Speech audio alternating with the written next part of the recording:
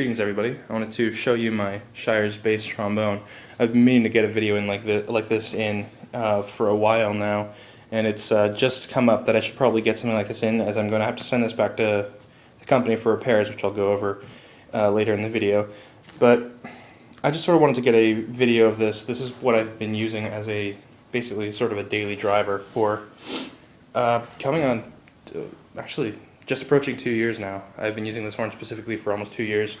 I've been playing the bass trombone specifically rather than the tenor for just over 3 years. And so I'm a bit of a newbie. I'm not a fantastic player, but you know, I'm learning. So first I'll show you the case. This is a BAM classic bass trombone case. It's sort of an awkward case design. It's basically the design is there so that from every angle of the trombone it's supposed to be basically snugly held in place. So let's open it up here. I've already unzipped it. So here's the horn. Obviously tech people who are used to the stuff on my channel, this will probably not be that familiar to you, but here's the horn. I'll go over the different pieces and show you. This, by the way, is a very early Shires trombone. This is a 1999, early 1999 Shires trombone, bass trombone, of course. Shires was founded, I think, in 1996 by Steve Shires, and they have basically grown a reputation to make some of the best American-made trombones in, well, I guess America.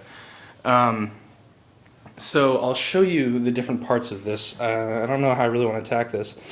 As I was saying about the BAM case, it is sort of designed to cradle it from every possible angle. As you can see, when I close it, the spots have sort of compressed around it and have eventually, like, over time, developed a snug fit. And I'll show you the various wear marks. As this horn is 14 years old, it's showing its years a little bit, and I'm going to be needing to get some repairs done on the valves, and I'll show you in detail why that is later on. So let me show you my kit. This is sort of what I have usually. I don't have my I thought I might have my valve lubricant on me, but I don't, so whatever. Usually I just use, if I can get my hands on Hetman oil, I will for the valve. I don't remember which number it is, but this is just sort of my kit. This is, you know, pocket slide spray mix or water, basically. And I use Slidomix, German snot, or German other bodily fluids. This just used this really old, this came with my original trombone. This was just like regular tuning slide grease. It's red. You know, it does the job. This is for my linkages. This is, what is this? This is Super Slick key and rotor oil. I use this specifically for the joints like this, which need to be lubricated, and for the mini ball joints like that. And finally, right here, I've got my Mighty Mist. It's just I've had this for so long. This is basically a mouthpiece sanitizer. Let me go over the mouthpiece which I use. This is a Schilke 59.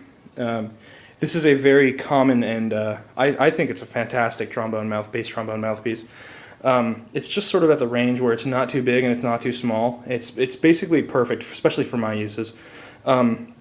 If you're used to trombone mouthpieces, you'll see that this has a pretty deep cup, which is really nice for good tone. It requires a little more for. I'm trying to think of words that are accurate, but not entirely technical.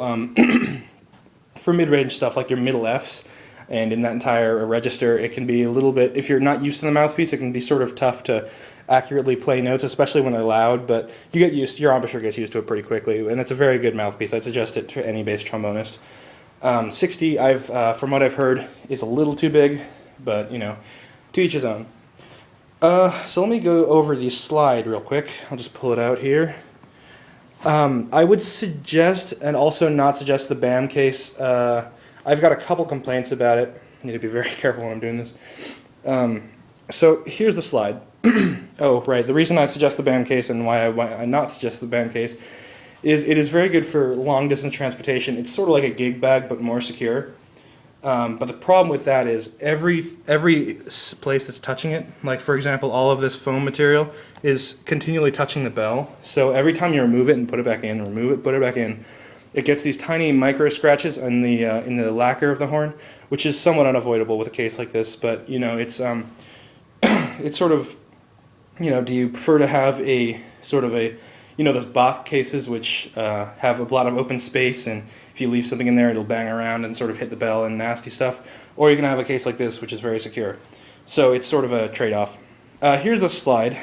The slide is probably the part that is in the best shape. I use these leather hand grips. Sometimes they're suggested, sometimes they are not. I just happen to use them because I think it gives me a better grip on the actual the bars that you grab it with. I'm sorry, my technical terms are not up to, you know, I'm not fantastic with them, but yeah, the code on this is B6278LWL, so that I don't know exactly the Shires naming scheme, but yeah, essentially it's a dual bore slide. So if you'll notice, one of the bores, the one on the right, is slightly smaller than the one on the left. Essentially, it's almost mimicking the conical bore of something. Well, it's trying to achieve as much of a conical bore as possible. If you guys know anything about instruments, for example, I'll say the trumpet is I don't know what they call a straight bore, I guess. Crap, I know there's a word for this, but pardon my stupidity for the time. Essentially, for all the tubing, the bore will be exactly the same until you reach the bell, and that produces a not necessarily a more sharp sound, but a distinct sort of punchy sound, as compared to a conical bore instrument like the trumpet's version would be a flugelhorn, where the bore is continually getting larger as it goes through the wrappings of the instrument, and it provides a much more open, dark sound.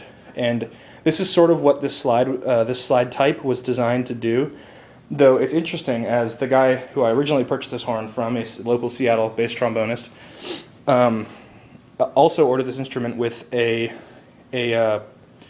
small flared bell, which is kind of interesting, as you have two bell types. You have one that flares close to the end, like this one, and you have one that has a more progressive bell flare that gets wider and wider and then flares out, which would replicate the conical bore horn.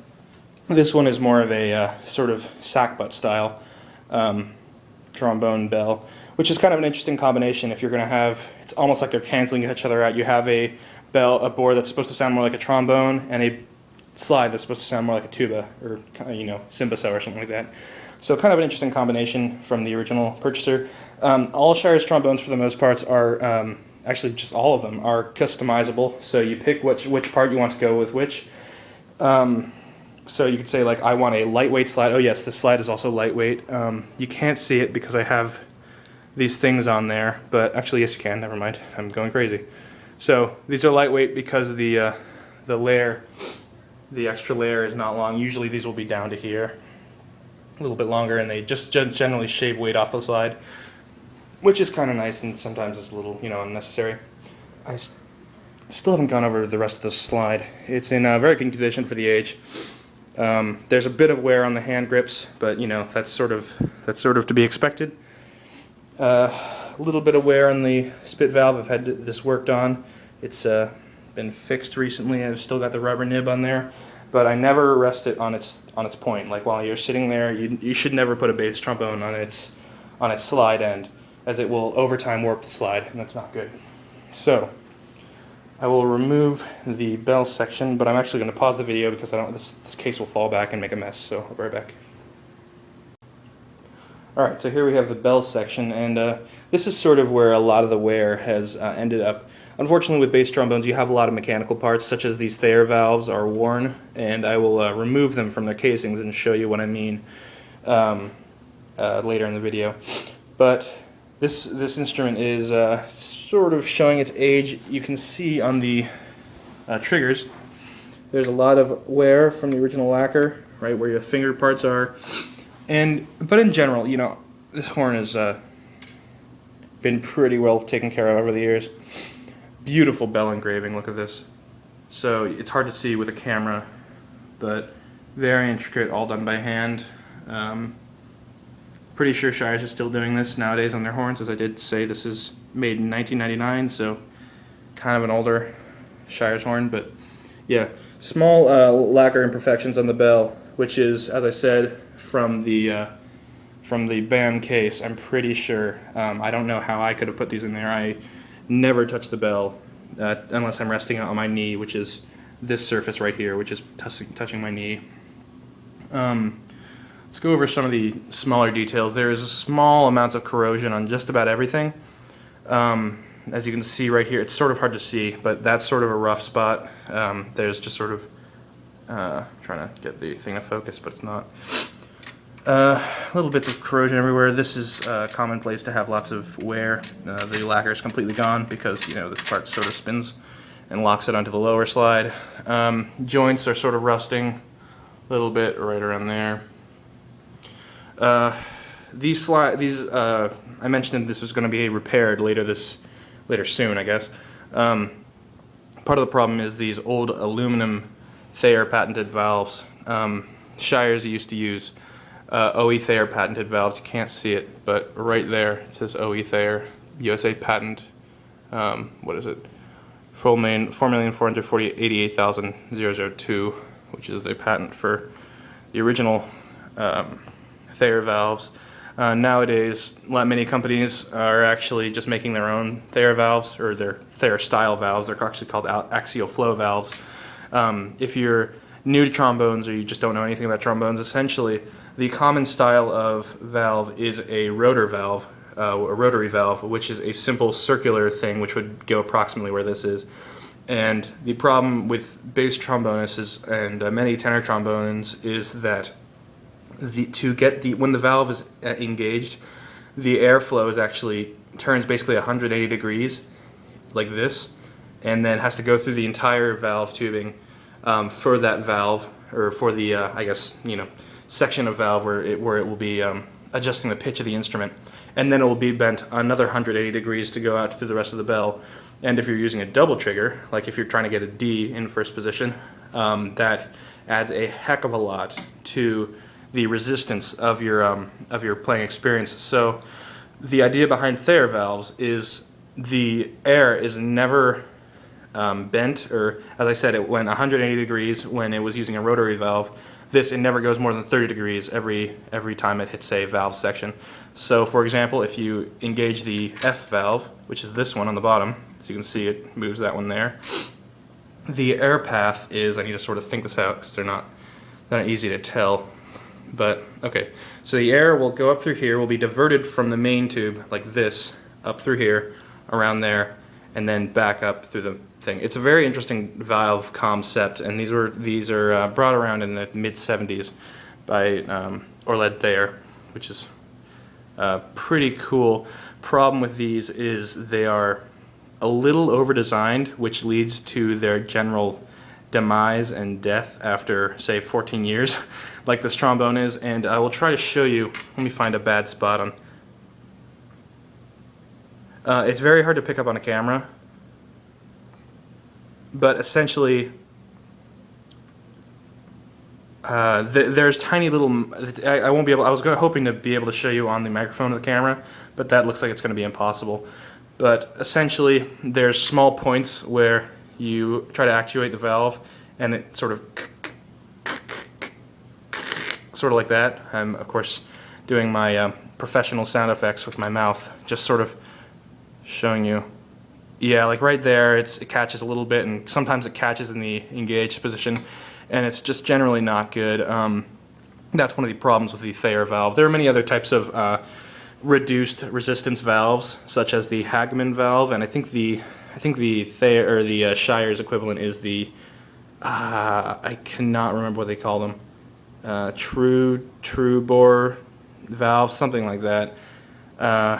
Yeah, but anyway, each company has their own style because, you know, like instead of having to pay for patents or whatever, or for licensing for patents, they just make their own style and call it something else. But, you know, whatever, business is business. So I'm going to remove the valves from their casings, and I'll show you the problem with these valves as I get everything apart. So I'll be back in a moment.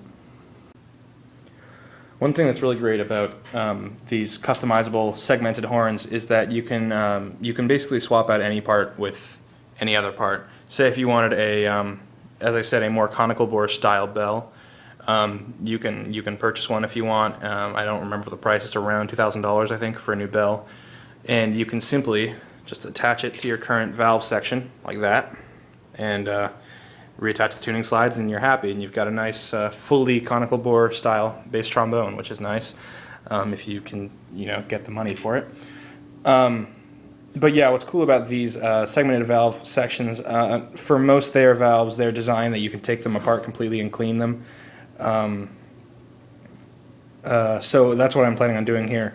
But okay, so let's look at the valve section real quick. This is an independent style valve section. My iPod's running out of battery. Hopefully it continues to run properly. Apparently, essentially, independent means that you can actuate any valve, either the F valve or the G flat valve, at your own will, and it will engage the valve and include it with the rest of the tubing of the horn. A dependent situation, you can use the G flat valve, but it will not do anything to the horn. You need to have the F valve already engaged, and then you can use the G flat valve, and then it will add it to the rest of the horn. So essentially, for a bass trombone with an independent valve configuration, your choices of tuning are B flat, which is with both valves open. You can have the F valve engaged, and it will turn it into an F tuned horn. You can have the G flat valve engaged, which turns it into a horn in the pitch of G flat, or you can engage them both, which will make it D. Tuning sometimes needs to be tweaked a little bit if you want if you're going to be playing a piece with more D, where you're going to be using both valves more often, or if you're going to be using the G flat valve more frequently. It's very customizable, but that's one of the reasons that I love the bass trombone, and I'll continue playing it, is that there are many options, and generally they're just pretty ballin'. Woo, mini balls! Okay, so here I have separated the G flat valve section. This is attached normally to the F flat, or Jesus, the F valve section. Gosh, some companies actually offer situations where you can only use the F section and turn it basically into a tenor trombone. I think Edwards or Edwards or Getson, those two companies are basically the same.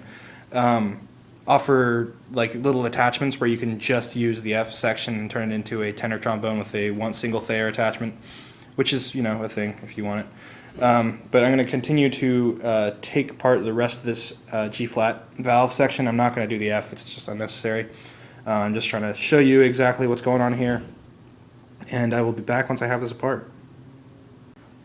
Okay, so I've actually removed all pretty much as much as you can get apart of the valve section for the G flat section, and I will show you what is the problem with Thayer valves, especially old style or Shires old style aluminum and brass style Thayer valves. So essentially the problem here is that you've got an aluminum rotor, which is this guy here. It's cut away. It's a lightweight rotor. That sort of gives you a better view of how the Thayer valve actually works. But as you can see, inside is, well, first of all, coated with a lot of oil. I oil these things quite a lot.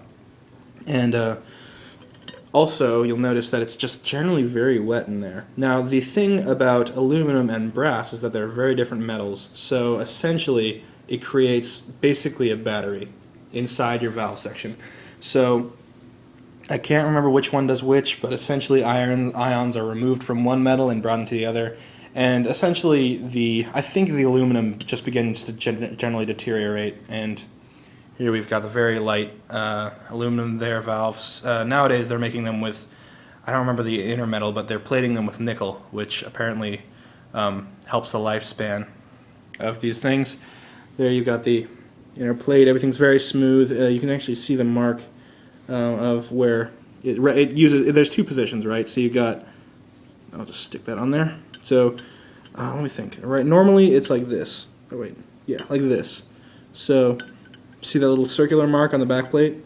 Say that's right there.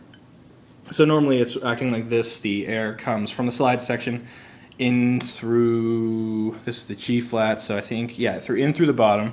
So it'll come through here, then it'll go straight out and through the bell, and then, it's a regular B flat horn.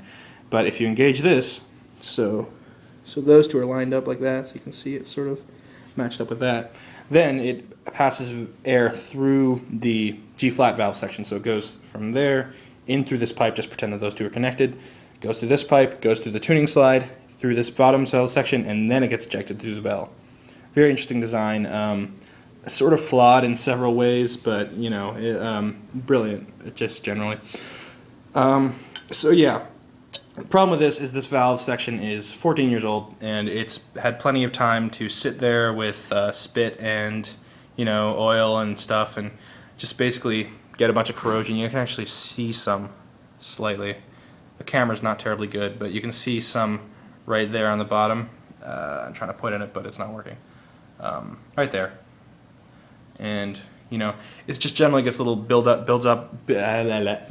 of various nastiness, and eventually they need to be replaced. So I'm going to be sending this back to Massachusetts, just the valve section, and I'm going to be getting the valve section replaced, and they're going to apparently strip these old casings, get rid of the old original Orlad Thayer style valves, which you can see the inscription right there, O.E. Thayer, and they'll be replacing them with their regular axial flow valves, which they're producing themselves and are nickel plated and supposedly will last very long, which is nice. So yeah, that's basically it. Let me stand up here and show you. This is what a bass trombone, or at least the Shires bass trombone, looks like, with most of its parts of the valve section removed. The slide's still intact. F valve still intact. I've only removed the G flat valve, but if you imagine that in multiple pieces, you can imagine the mess that you can get from one of these things. But yeah, so that is the 1999 Shires bass trombone. Independent Thayer valves, various information, gold, yellow, gold, brass bell, whatever. Old style aluminum Thayer rotors. So yeah, I hope you guys enjoyed that. This is, as I said, my daily driver. I play this every day for at least an hour. And it's been treating me very well, and it's just about time that I send it back for some repairs. So hope you guys learned something from that, and thanks very much for watching my video. Have a great day.